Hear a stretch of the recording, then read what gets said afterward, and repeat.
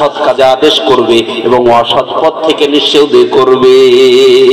কিন্তু আমাদের মধ্যে দেখা যায় সৎ কাজে আদেশ করতে কিছু মানুষ পারে, কিন্তু অসৎ কাজ থেকে আমরা নিষেধ করি না।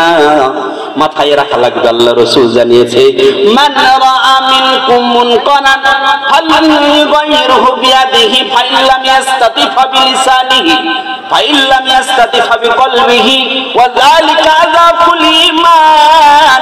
আল্লাহর নবী বিশ্বনেতা জনাবে মুহাম্মদুর রাসূলুল্লাহ সাল্লাল্লাহু আলাইহি সাল্লাম জানিয়েছে, তোমার ক্ষমতা আছে, মানে তোমার সম্মুখে একটা খারাপ কাজ করছে, বলবে এই বদমাইশ তুই হাতের দ্বারাতে সঙ্গে সঙ্গে আপনাকে নিষেধ করা লাগবে, তাকে সেই কাজটাকে দাবিয়া দেওয়া লাগবে।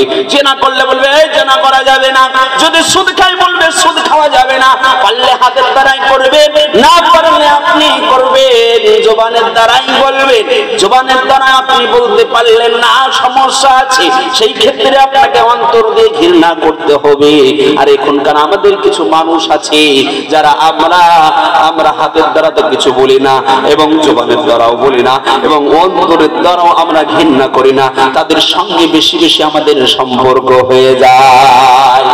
আমাদের মাথায় রাখা লাগবে, এই যে আজকে রাত্রিতে কতই না ছেলে কতই না মেয়েদের যৌবন চলে যায়, আজকে রাত্রিতে 30 নাইট ফাস্ট আপনার এই যে নাইটটা আপনার পালন করবে, এই নাইটটা আল্লাহ রাব্বুল আলামিন আল্লাহ রাসূল বিশ্বনেতা জনাবে মুহাম্মদুর রাসূলুল্লাহ সাল্লাল্লাহু আলাইহি সাল্লাম জানিয়েছে, মান তাসাব্বাহা বিকওমিন ফাহুয়া মিনহুম।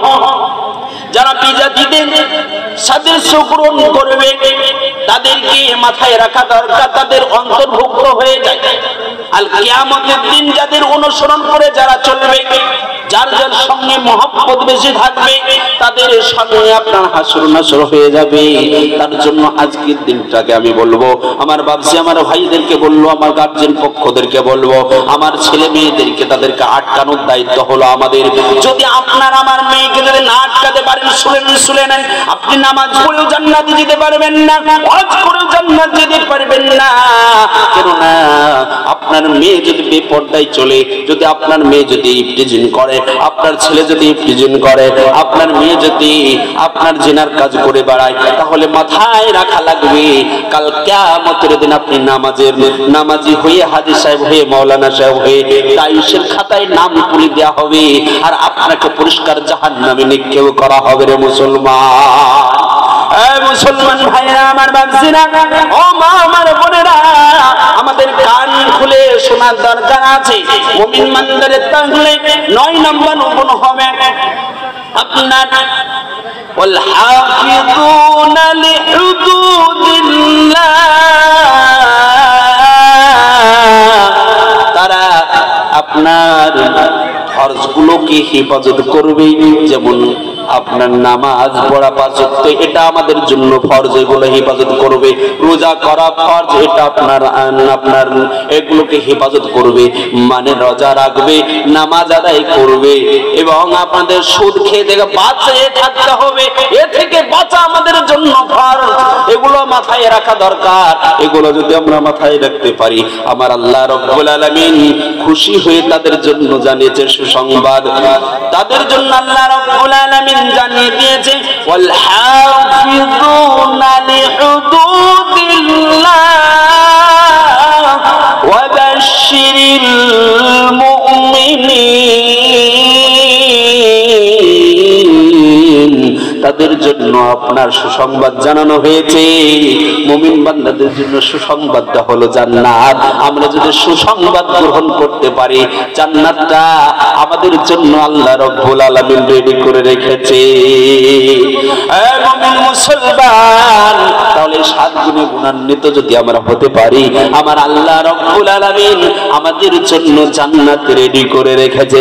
আল্লাহ জানিয়ে দিয়েছে ইন্নাল্লাযীনা আমানু ওয়া আমিলুস সলিহাতি লাহুম জান্নাতুন তাজরি মিন তাহতিহাল আনহার।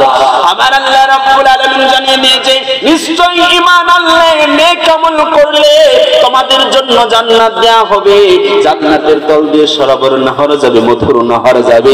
জান্নাত আরো কাদের জন্য বলেছে আবার আল্লাহ রাব্বুল আলামিন সূরাতুল জুমারের মধ্যে 24 পারার মধ্যে বলেছেন ওয়াসিকুল্লাযীনা তাকাউ রাব্বাহুম ইলাল জান্নাতি সুমারা। তোমরা যদি আল্লাহকে বেশি বেশি ভয় করতে পারো আমার আল্লাহ রাব্বুল আলামিন তোমাদের জন্য জান্নাত রেডি করে রেখেছে। আল্লাহ জানিয়ে দিয়েছে হাত্তা ইযা জাউহা ওয়া ফুতিহাত আবওয়াবুহা ওয়া ক্বালা লাহুম খাযানাতুহা সালামুন আলাইকুম তিবতুম ফাদখুলুহা খালিদিন। অবশেষে তারা যখন জান্নাতের নিকটবর্তী হয়ে যাবে জান্নাতের রক্ষা বাহিনীরা জান্নাতের ফেরেশতারা তাদেরকে সুস্বাগতম জানাবে, আহলান সাহলান জানাবে, বলবে এসো তোমরা চিরস্থায়ী জান্নাতের জন্য তোমরা চিরস্থায়ী জান্নাতে প্রবেশ করো।